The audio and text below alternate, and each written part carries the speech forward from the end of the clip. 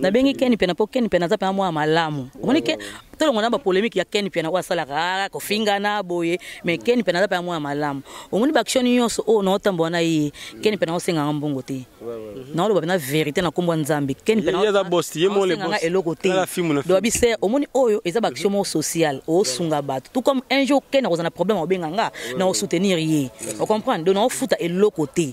Donc en tout cas à part polémique il n'a pas na pexé mamba banana yaki kimia on site non banana komi bena site Ken eza bena kimia il fait pas au moins so mutawa sala makamba bien to pesa ke merci mais ser Billy siko nenga zaboye merci pour na ye komi muke makasi donc makamba sala ils ont mérité merci le soute et c'est ngaka nzamba inspiré biso po donc nzamba pambole kaka piano yo lelala piano ngana yo lelala yo sakana te tezela omoni ko senga mbongo ngo pe esenga pe mbongo ngo basenga pe na baka mususu neti ka boye muta ayoki passe ya Congoli pena biloko na futeli conteneur aye poasunga batu ale biso siko to taxer ba monter moko boya ba mbongo mo teke même nzambe ya condamner biso il faut encourager ye et ça ba action moko teke mutu osengela ngombongo non osenge mbongo mutazoya ko aider baningo bazanga mais non voilà il basuka pour to kabana non lilo basuka ezali kaka biso nyonso to la exemple mama Billy mokilio tout est vanité biso tout otika mokilio et puis heureusement facilité aussi facilité vraiment ya koyela bande kono ba souffrir na kini moi ba plan boye. Donc ça la bien. Ngapena nalingisi ko na bando copier muté esprit ya Billy. Ki nazana moi 1000 na longole ata 10. Au lieu to bebisa mbongo kana ba terrasse bo sombela batu ba bière. To bando ya tela nanu batu na ba homme de veillard. Ozo comprendre na ba fondation e ko sala bien. Oza ba exemple ka to ozwa. Biso pe to bota bana. Nzamba va protéger bana biso par rapport à ba action. Peut-être moi na nga kuta na problème moko boye nzamba talika makambo ba parane ba sala neti mama ndenga zabwe peut-être azo mi batela ta luka a protéger ka bana na peut-être ozo mpa makambo azo sala lifuti nango ezakaka nzambe ye moko ayebi ndenga afuta donc il vit pas soki okabarate yekola ko kabaya mama et ko sala bien. Voilà maman Billy kabona nayo numéro de téléphone numéro d'engazali ya Londres ezali 0044 74 24 62 87 17. Encore ezali 0044 74 24 62 87 17. Moi merci na bandeko ba soutenir moi muké et puis bureau ezawa pina ville na Londres. Bureau ezali na Kinshasa sur l'avenue Vumuka numéro 1 na commune ya Ngaliema. Mto alingi avenue Vumuka ya kombo na biso. Avenue Vumuka numéro 1 tozaki batali boso to kota côté wana donc yango na bato bakamwa ka avenue Vumuka numéro 1 mto alingi ko soutenir nga azana mwa carton ya biloko azana eloko obenginga na ko guider na ko peso adresse ya bureau place ezali biloko musutu eza kuna to kuti kuna e yaki pe bato batindaki e koma atabutu e umeli na bomo tongo ebonango kotana na misabu moto nazomona te bilaka na yo nateli yo motema olobaki nakozala mokila te nakozala moto igela coiffe ikote papa na Kerwan éternel kenaya kanda taba ikote Nganda Taba Nganda Taba Chez Hugues la coiffe Ikote Papa na Kerwan éternel Kenaya Au 174 avenue Aristide Briand 93 320 le pavillon sous bois. À la petite porte à gauche association Hugues Ikote.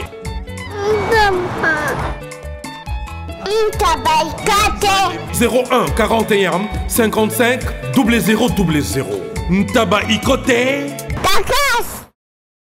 Descartes Construction et yeah! Fini l'inquiétude pour la réalisation de vos constructions de rêves en RDC au prix imbattable. grâce à votre entreprise installée en RDC uniquement pour vous, spécialisée en construction, réfection, bâtiments, immeubles, vente de terrains, travaux publics, avec les ingénieurs architectes qualifiés au prix incroyable. L'Escart Construction est aussi spécialisée en luminosité des bâtiments et éclairage public, installation des systèmes d'alerte, intrusion pour des maisons et véhicules et tout d'autres services. Nous acceptons aussi les paiements par tranche au prix incroyable. Pas d'hésitation avec Descartes Construction. Vous serez jamais déçus. Pour tout contact, notre email est descartesconstruction@gmail.com. Notre numéro de contact plus 447 93 92 82 813 et appelez-nous pour Kinshasa plus 243 89 91 56 86 2.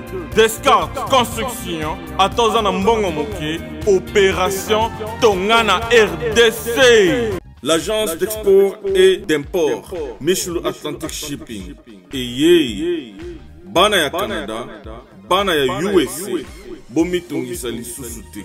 Pour tous vos achats et ventes de voitures, pièces de rechange et les accessoires possibles. Na koti na ba koli na bino na Kinshasa, Bomitongisa Penzate. Please, bakoya koza koli tinanda. Pour tout contact, Benga Michel Lukadi. Plus 1 508 371 60 43 USA na Canada. Pour la Kinshasa, benga na plus 243 89 551 30 38. Michulu Atlantic Shipping. Yaboye. Bazuwapi. Raf Ngindou, félicitations pour la promotion, c'est la pour l'artiste. Que Dieu te bénisse. À connaît pas demander, il n'y a rien en face.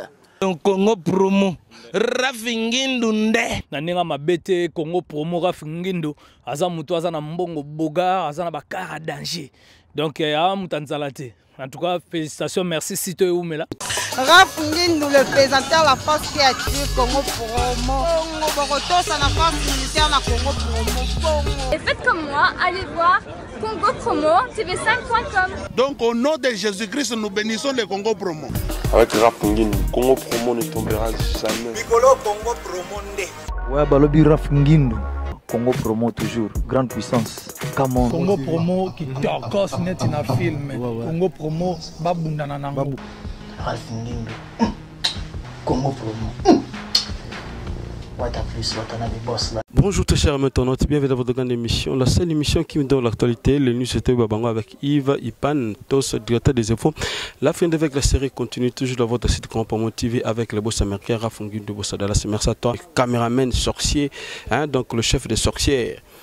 C'est d'Acédic Bambote Belé. Voilà, nous sommes ici à Kitambo, na homme de veilleur et pas wapi maman na biso Billy Vumuka aye na fondation na yeko sunga ba veilleur ya ville la Kinshasa, précisément na commune ya Kitambo. Tolanda koma mama kotika ba biloko et puis interview na ye nini etindaki maman na biso après avoir koleka leka na ba Congo na ba Bandundu na ba province ville province et Belé ville ya Congo na biso. Lelo maman décidé na commune ya Kitambo pour na koya kotika babiloko pour na ba veya un jour biso beto koma ba velo ka ba papa oyo na ba mama oyo tokota to solana mama voilà.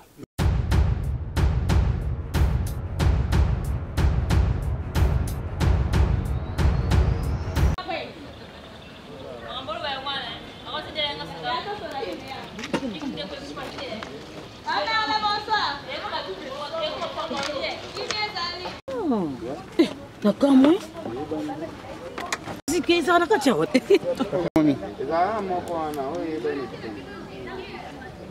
Vous avez une autre ici, 2014.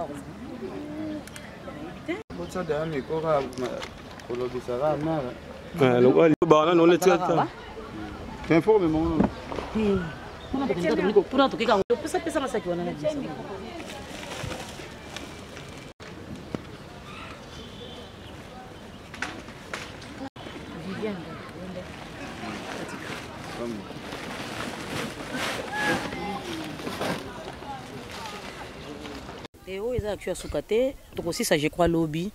Donc aux alasco na bandal. Donc globe to ça lobby. Vous comprenez, ça vraiment fatigué. Maman souci ya mbongo oyo e utaka wapi Mama Billy Vumuka parce que tout le monde sungi na ba Congo na Congo central makasi oyile na kitambo. Mbongo zorango wapi ça na batu moko mais forte mo za simana.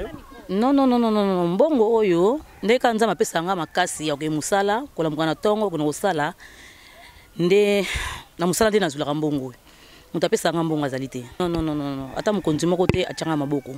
Makasi nanga moko na baninga nanga kande ba ipola ngai. Baninga nga bazana poto to sangisaka wa tiendambu moi 20 30 wa ina loso moi spaghetti moi liputa moi to sangisi l'union fait la force nde ya mona. Non on jeza yangai Billy Vumuka eza yangai mais omonika ne baloba ke l'union fait la force on je mutasala ngoye mo azate on je toujours ezala ka fuba ipoleo. JB Service, il y a José Baïla. Oui, bonjour papa. Allez, comment t'as réussi?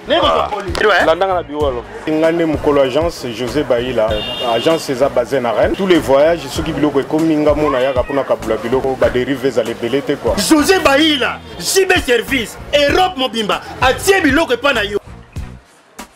S'il vous plaît papa, biso awa na JB Service avant que soit colis na yo, il faut qu'on vérifie ce qui biloko on est commis très bien. Ah, muto mukirite. Soda pour nous t'attirer collier. Bah refoulez yo. Et puis collier on a déjà signé. JB Service. Bah les sa pote, on est sur le loc.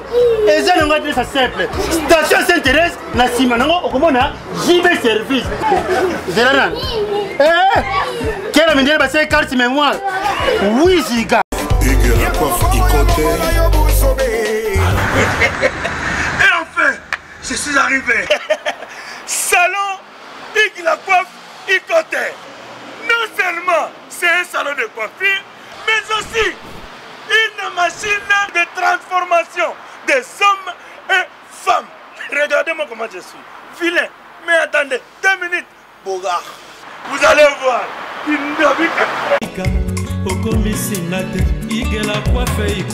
Hugues la coiffe Ikoté, votre salon de coiffure mixte afro-européen situé sur la Nationale 3 au 174 avenue Aristide Briand, les pavillons sous bois.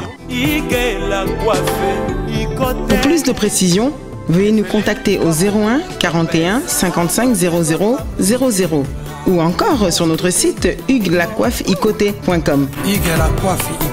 Nous sommes ouverts tous les jours de 8h à 20h, même les jours fériés. Hugues la coiffe Ikoté, l'homme qui coiffe la ville. Hugues la coiffe Ikoté, le salon de coiffure mixte afro-européenne de proximité. Au 174 avenue Aristide Briand, les pavillons sous bois sur la Nationale 3. Un seul numéro, 01 41 55 00 00. La beauté de votre chevelure chez votre frère. Hugues la coiffe Ikoté, même père, même mère. Chikicha, chikicha, cha cha. La beauté peut tout changer. Salon Hugues la coiffe Ikoté. Quelle beauté! Sexy pour les femmes, dindindi pour les hommes. Oh yo, ça fait jusqu'aux 5 ans, banana 2013, donc 5 ans en gros. N'est un conteneur moko. Moko bien chargé, bien bombé. Donc lobby surtout continue lobby de Yasuka. Azar représentant nangai so ngana zate yende muta représentant nangai awa na Kinshasa baza ouais Serge Vumuka azar représentant ya Fondation Billy awa na Kinshasa. Oui, to senga bato ba continuer ko soutenir biso parce que Mama Billy azaye moko, je crois que ceux qui ayambi ba don ya bato mosusu net na gouvernement et kozala sous malamu parce que azana likanisi makasi ya osunga toujours bato. Par rapport à la Fondation Billy Vumuka, 5e année déjà, depuis bandi ko soutenir ko sunga bana na mboka ko sunga ba veuve ba opprimé. Chaque fois to sarabino ke maman azali moko ya batu oyo bazali na motema donc bazali motema ya mawa yoka pe pasi motema ya compassion et immaculé o maman zanango donc voilà za motema pembe lelo a soutenir bandeko belé na Congo central lelo aye na ville ya Kinshasa awa na commune ya Kitambo tout à l'heure pour que tout soit né ce moment muké avant que tout kabwana mais tout ça nous tout à la comment a que déposer babiloko sur la vieillard et ça la biso bien parce que lobby biso un jour trop comment la bango na bi que la ville qui ça tous les Congolais et les Kinois disent souvent que mpaka nkoko azandoki total bandeko oyo tozana bango aba koko to sur la bango et boyoka comment bazana esengo pe sentiment o bakoloba ba mona bango pour na maman na biso bilivu muka fondation. En tout cas merci maman boka koswa candidat suivons c'est parti. Voilà, Maman Billy Vomuka, avant qu'il y ait côte à la Mozinde, il y a bien que 2 ou 3, 4 jours comme ça, pour une grande émission, ils allaient bien avant que Zonga. Mais tout au relatif, ils action na Congo central, na Bas Congo, na Bas Zaïre. Matadi, tu connais l'hôpital général. Tu pesa qui moi Baloso, moi Soukal, moi Semoul, moi Quaker. Et puis tu fous quelques bateaux ordonnances bah on a problème il y a azana ordonnance il y a sur $50 $100 sont baki ici et puis tu connais na kamo boy moi na moi c'est ko kufa ndé maman on a penza za kini loko ya robandela te to c'est ko sombele cercueil donc tout ça moi ba tuer belé bénéfice na nyosona nini oyo zela kanzamba bakisela to déjà pesa yo et na oni surtout ça la kusunga bato nzambe absalangai grâce belé moyena lobango ezate donc d'ailleurs kokoma na poto ezana miracle hein et puis kozala envie na temi boy ezape miracle donc je crois yango wana nazela ka ke nzamba pesanga longue vie na mona bakoko ya bakoko bana ngai je crois yango. Pourquoi la préférence ya ba Congo Congo central na habité parce que ozana bandeko kuno yango cible qui plus ba Congo que Bandundu Équateur bamboka ezebele ba province ezebele. Non biloko ekitana ba Congo ti so conteneur ekitali boso na mataditi bongo conteneur ekiti wana siko leki yango kambala moko ye fona banana nu wana on comprend na banana nu wana parce que biloko ekiteli place wana il faut bato kuna pe ba profiter moi mukiti après bongo to ya kotoyo de ezate pona za mwana ba Congo non chaque fois banda ça fait 5 ans on a yaka na banda toujours place wana et puis na préférer boso na hôpital parce que l'hôpital les gens na bakamoko ezala wana batumuso to kutona asali 6 mois azana bekite 6 mois likolo mbetu ako kitata lokolo te mais tant biso to koma ki to pesi beki et sauver mutu wana on comprend yango to kenemi na hôpital voilà. Et maintenant ba difficulté ni ya makasi omoni bandeko na ville ya Kinshasa plutôt na ville ya Matadi kuna o bazana ngo ya makasi o moni pena il faut sunga atala mo commerce moko moke en tout cas pas ces makasi pasi eza makasi nazana image moko ya mwana mwasi moko boy asalaki accident na remorque tout akiye et kataki makolomi balé do mwana mwasi na mobali akimiye atike na bana mibale do makolonio so o mibale kotaki na kata remorque babenda ki kobenda do mwana mwasi na zo luka ni fiske mbongo ya desa kya makala nana ba image wana azo senga pa lisungi makasi et puis place azo la na mwa bikok mousse ezate atandaka liputa na se alalika bongo avec $40 déjà 10 sacs à makala et moi ça déjà biso fondation to soutenir rien na mbongo ya 10 sacs à makala siko ezo senga fo ba pesa e mousse ba pesa e mousse et puis ko soutenir rien na mwa bilamba mwa biloko mike po aza na pasi donc aza na pasa ko bandela te nazana ba image wana bo lakisa wana bato ba omona ngo. Merci maman Tomi na suka liloba na bandoni surtout ba tala biso o ba yebi Billy Vomuka fondation o ba zapena motema ya kosala mais bazoka libaku na te bazoka tenter pour na kosala action lokola yo ndongo salaka parce que za immaculé motema pembe compassion et belé ni no yipsa na bandeko ba tala biso na ina loba boyeke en tout cas nde baloba ke ko kaba bota manango oui bien sûr ba bota manango mais ba yekola ngo pe bandiko bato ba souffrir na Congo bato pena ba souffrir na Congo donc ngamo na tali ke lem so ozimbongo okebe bisaka pona ko lata ozimbongo okebe bisaka pona sac bien pona chaussure entre temps bandiko ba souffrir non donc ba olanda ngai bazwa pe likaniso nga na zanango baza pe na mutemo nga na zanango ya kosunga e kosama na mingi omoni kosunga o efungola ba porte kosunga o e kosunga yo ti na 4e génération kosunga bana na yo e kosunga bakoko bana na yo donc vraiment bo fongola mitema na bino fondation ezaka te foza na ba millions ata so na $50 o pe ko banda pe obani ko sunga pe ba po to musuba kanta fondation foka mbongo ebele non nga na banda kana mukie na 2013 na bana na mukie pe na ye na ketala ka papa so nzoto sololi na tike mwa eloko mwa mukie mais lelo fondation efungwami bato pe bamona ke musana sa eza malamu mingi nde yango bato ba ochanga pe maboko pour presque biloko nyonso na ye nango eza bato bapesaki ngai na ya nango bien sûr ngai nafuti transport parce que conteneur ça coûte trop cher mpona kobimisa conteneur eza 13 000 $, biloko nyonso na ye nango tokokabola soki kofutela yango transport yango na ngai nafuta ata ba 1 000 $. Comprendre donc nga na supporter vraiment transport mais biloko bato bapesi ngai donc en tout cas bandiko na ngai na osenga bino merci na bolingo na bino o bolakisaki boyaki na baloso boyaki na ba spaghetti biloko eza ebele lobi su na ozala na bandal donc na orphelinat moko na bandal tozana Aisha lobi na bandal to mpe kotika moi eloko moi mokie oyo kotikala na komi fatigué fona pema na sa pema mosusu ya famille yaki nango na kozonga so na décembre pona ko continuer musala na ngai. Voilà.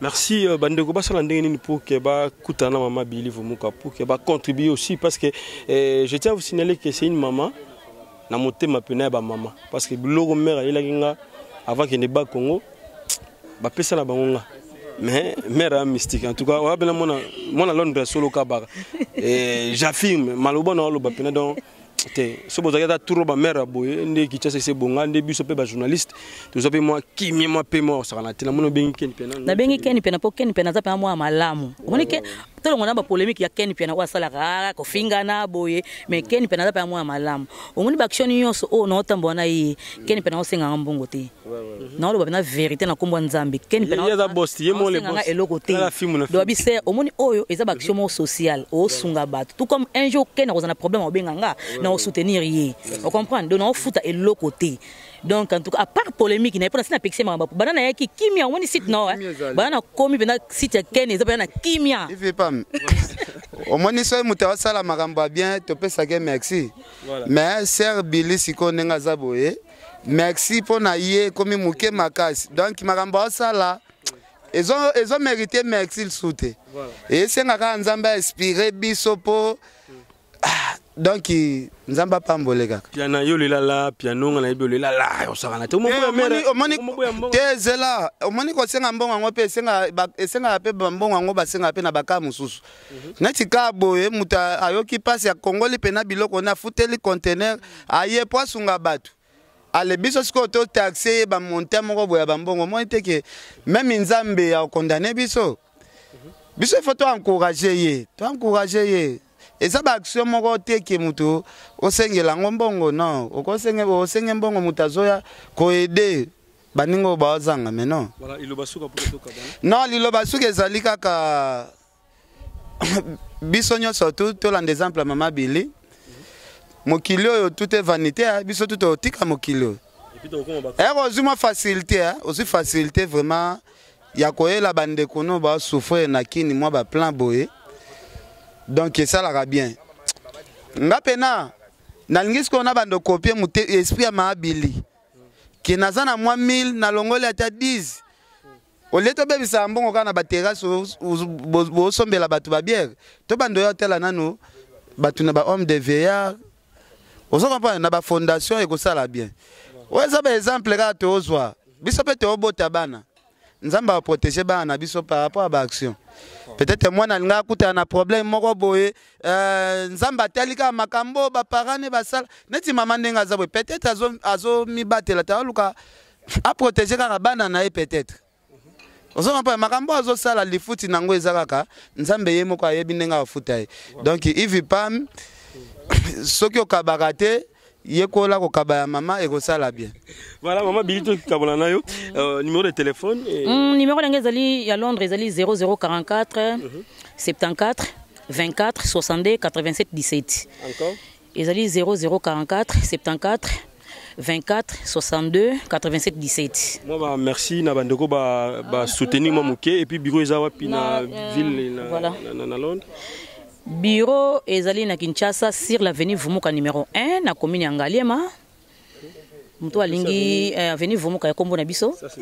Avenue Vumuka numéro 1 tozaki batali boso to kota côté wana donc yango na bato bakamwa ka avenue Vumuka numéro 1 muto alingi ko soutenir nga azana mwa carton ya biloko azana eloko obenginga na ko guider na ko peso adresse ya bureau place ezali biloko musutu eza kuna to kuti kuna et yaki pe batinda ke ekoma on comprend. Alors merci na bato nyonso naza penda na bato ebele so na bina tanga bakomba bato na kozo problème naza ya baleke ebele leke ba ya ebele mutu nyonso soutenaki ngai Tout ça soutenir kinga na osenga merci vraiment na bolingo na bino bolakisaki pondenge ka Kenya lobby biloko ezo sila karaté. Do bantu bandeki na matati to kiti donc biloko ezo sila karaté. Merci na bino nyonso na lingi bino mingi nzamba pambola bino abakisa bino ebele poto continuer fondation Ekoba siko Koba. Merci. Tokita déjà. C'est parti.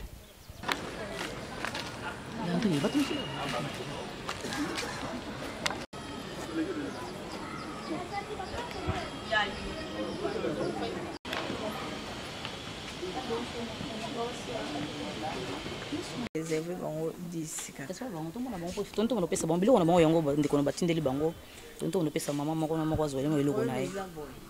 Bao bazotambola bango moni bango a bao balala ka baza mbeto kota kati nakati lumière ezate alinga kinde ba mama tant bozola mbele bango biloko basani na bango ndo tila bango biloko oyo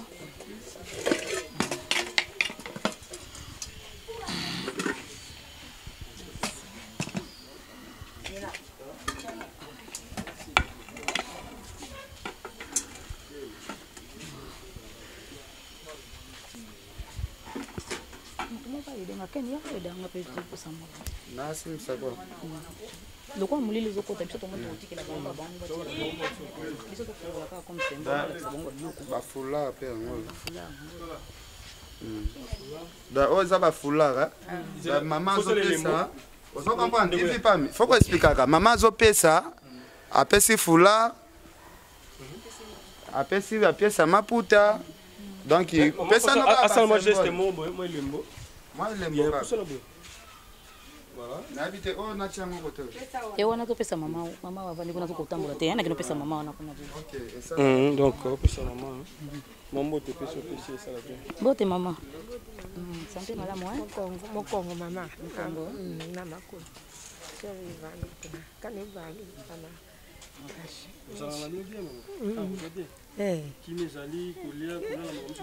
makambo yonzo pia kaka te mabite kaka malari kana simbiye malari okay na hospitali pacherte ye ukuye kuchunga tetsela ka pieto liya ka pieto mela ka pie para ka pie bayaka bakoko na ngai na tata na bango na bana bayaka anaona poto batindeli ya mama ezali pita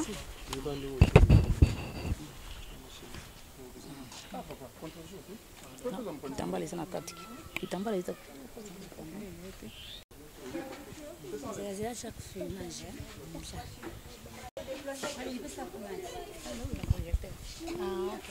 Bonne maman. Vous allez bien?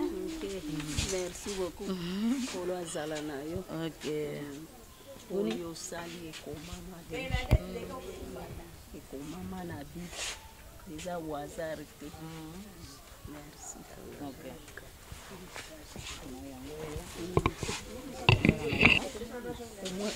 Mama pa yozo mama Bili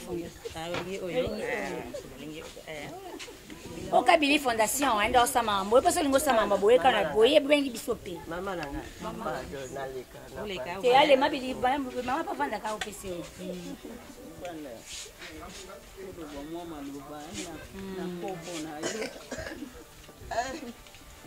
Ya yo yango yo mama. Nini yango? Miputa na yo. Miputa? Oh, kitambala pe yango yo. Merci. Merci.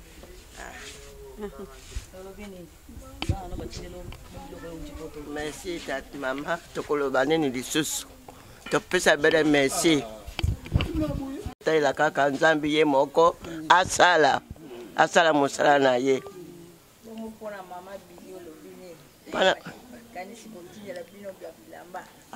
akotindela biso bilamba atindi merci nzambe apambola ye apambola libota na ye liboto na ezalaki na kozanga azala bozwi nzambe apambola ye yaya moya koloba lisusu ezali te.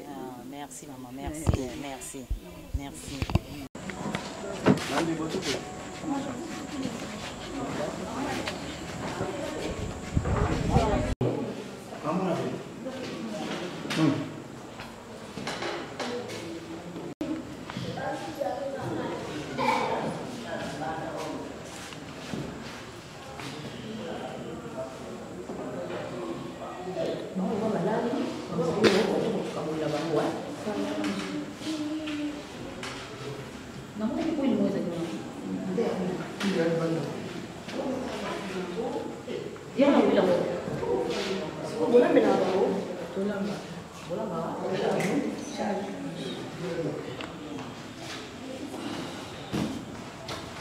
Ici.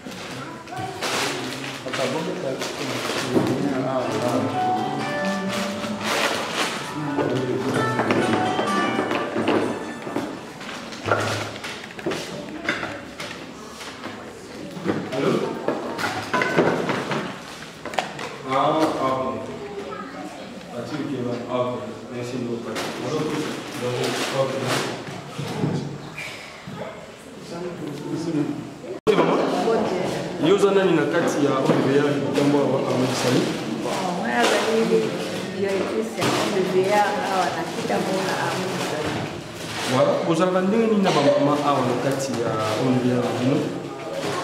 Tozala na bango, toza na bango malamu malgré bacaractère na bango, mais tolukaka chaque fois tokobika na bango malamu na batretien ntango soki kati na bango baswanaka tosalaka nyonso de façon ke harmonie bakozala malamu entre bango na bango mpe entre batravailleur bazali awa mpe et difficulté nini ya makasi oyo ezali awa na kati ya homme et surtout kovanda na bamama eza facilité toyebi bamama so bakomi na 3e âge bakóma lokola bana mike baotobota masika na difficulté nini ya makasi boza nango?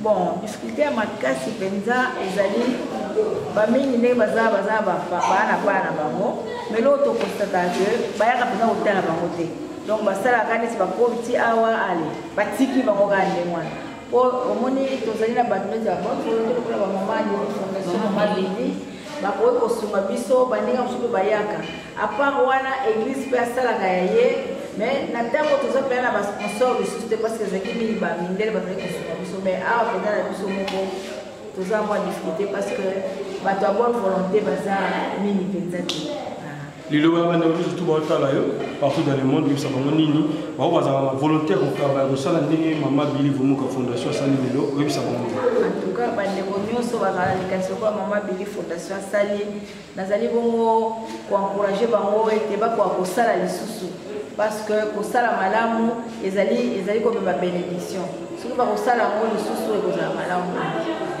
Merci.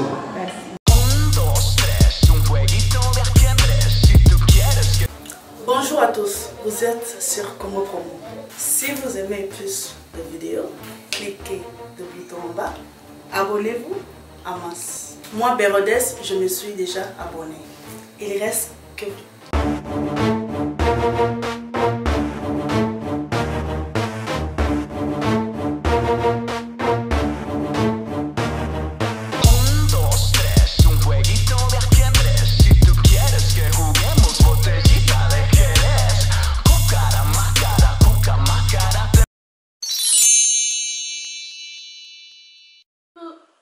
Coucou, c'est Nathalie Makoma, promo sur CPLA TV. CPLA TV Box est commis à 55 livres. Et encore plus, 10 jours gratuits. Et encore 15 livres par mois. Abonnement à CPLA TV. Oh mon Dieu. En profitez. Boya parce que promotion awa. Et zaline copier la moto. CPLA TV. Wow. It's the best. Nathalie Makoma. À bientôt.